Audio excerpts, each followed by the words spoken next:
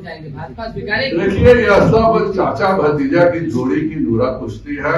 चाचा भतीजा मिलके बिहार का विकास तो करना नहीं है, इसलिए जानबूझ के ये लोग जानबूझकर कभी अपने मंत्री को आदेश देते हैं कि तुम हिंदुओं के खिलाफ विमन करो, कभी जानबूझ के ये लोग किसी मंत्री को आदेश देते हैं कि तुम सेना के खिलाफ विस्फोट करो। यह आपस का बात है कि एक जो कबड्डी का होता है ना कि बीच सेंट्रल लाइन पे खड़े रहना कि भाई अगर तुम मेरी बात का गुलामी नहीं करोगे तो उधर चल जाएंगे। भाजपा अपने बल पर आगे चलेगी और हम निश्चित तौर पर 36 से ज्यादा सीटें लोकसभा में जीतेंगे, क्योंकि इस देश का हरेक गरीब, हरेक मध्यम परिवार का व्यक्ति यही देखना चाहता है कि इस देश के प्रधानमंत्री नरेंद्र भाई बिना जदयू के साथ रखिएगा जदयू को, नीतीश कुमार को एक्सेप्ट करेंगे। भारतीय जनता पार्टी अपने बल पर 36 सीटें जीतेगी। हमने 22 से 17 सीट आ गए थे। माननीय हमारे राष्ट्रीय अध्यक्ष जी ने बिल्कुल साफ शब्दों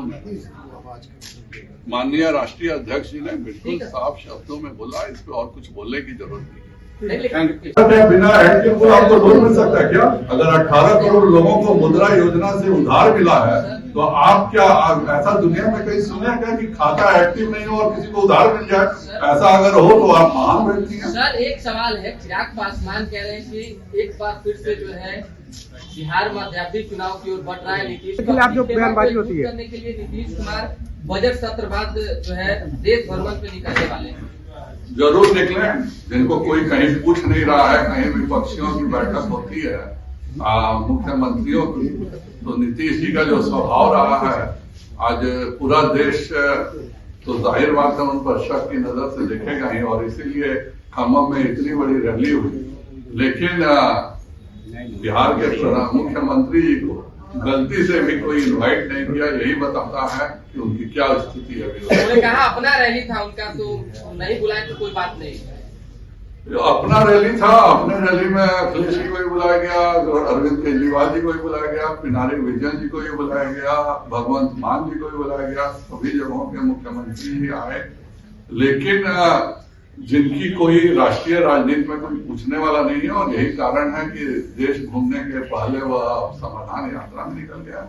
अब 2025 तक क्या जो उन्होंने अपने को स्वयं उम्मीदवार अपना मुख्यमंत्रित्व का बढ़ा लिया है, यही बताता है कि देश की राजनीति में नीतीश जी स्वयं मानते हैं कि वो पूरे तौर पर अप्रासंगिक है। कल बक्सर में ट्रेन को रोका गया था, इस पर काफी प्रतिक्रिया आई मुख्यमंत्री के कैबिनेट के लिए। तो VIP culture, allegation of VIP culture returning back to Bihar when the train was stopped.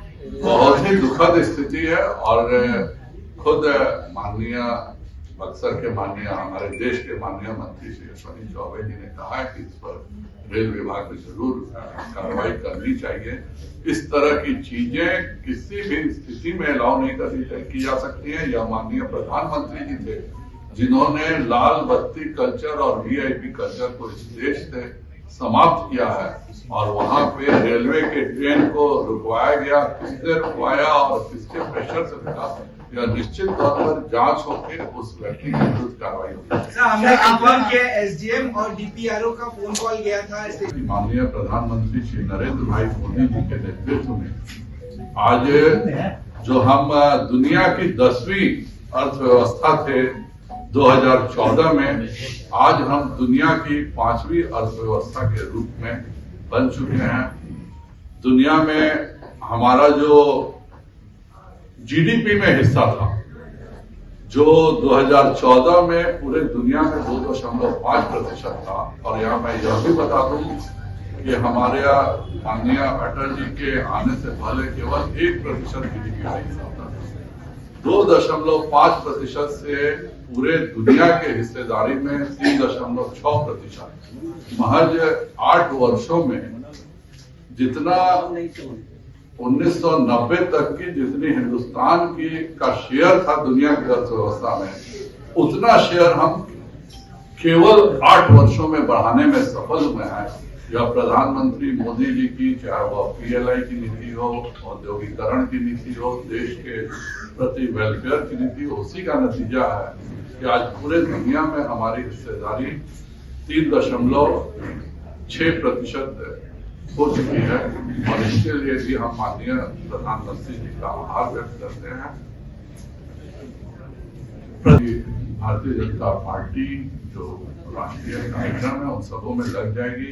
हम माननीय प्रधानमंत्री नरेंद्र भाई मोदी जी का आभार व्यक्त करते हैं कि बिहार में पटना में भी G20 सम्मेलन के लिए पटना को भी केंद्र चुना गया है।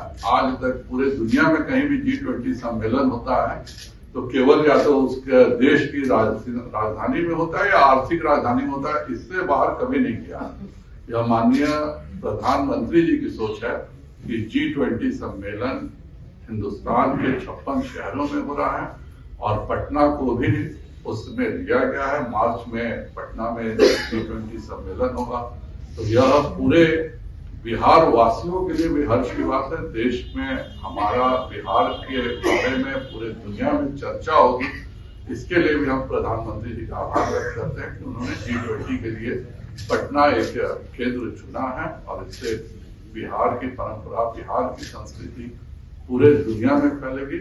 उसका भी हम आभार व्यक्त करते हैं। और जो ये पूरी हमारी कार्य समिति है, इससे कार्यकर्ताओं में नया उत्साह आएगा, नया जोश आएगा और हम जो अपना लक्ष्य है उस पर निश्चित पहुंच सकेंगे। प्रधानमंत्री ने आप लोगों से प्रेस वार्ता में उपस्थित हमारे माननीय विधायक माननीय प्रवक्ता Akhilesh ji, press panelist Vinod ji, media प्रभारी अशोक भट्ट जी, राजू जी, राकेश जी, उपस्थित सभी पत्रकार बंधु, भारतीय जनता पार्टी के लिए एक बहुत ही खुशी की बात है और बिहार भाजपा के लिए और ज्यादा उत्साहवर्धक बात है।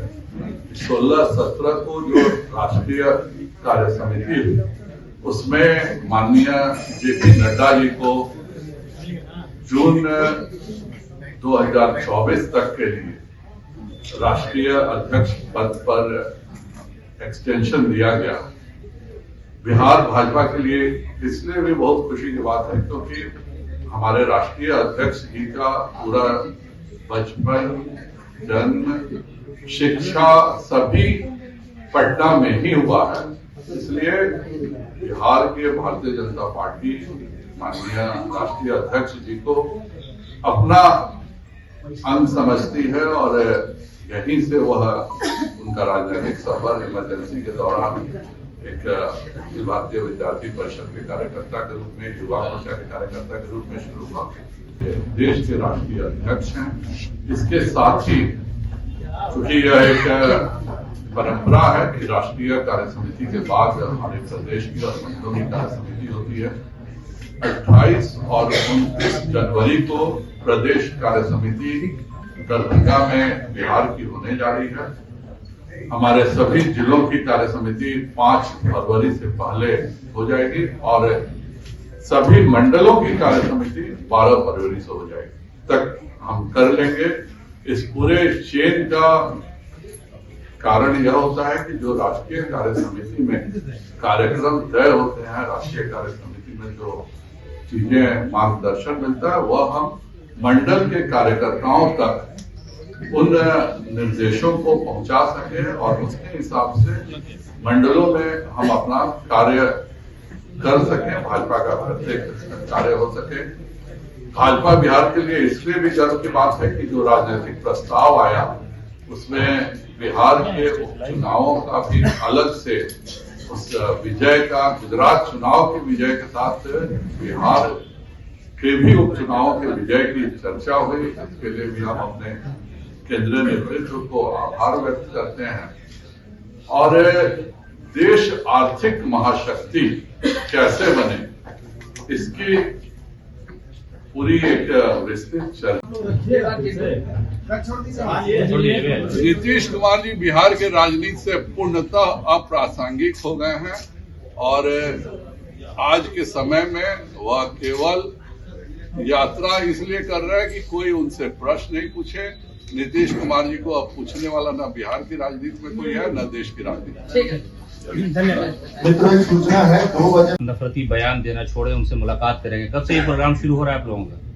ऐसा किसी तरह की चर्चा इस तरह की नहीं होती है। और भारतीय जनता पार्टी में प्रधानमंत्री जी के नेतृत्व में 60 गरीब कल्याण की योजनाएं चल रही हैं और एक भी योजना नहीं है जो हिंदू के लिए हो या मुसलमान के लिए हो।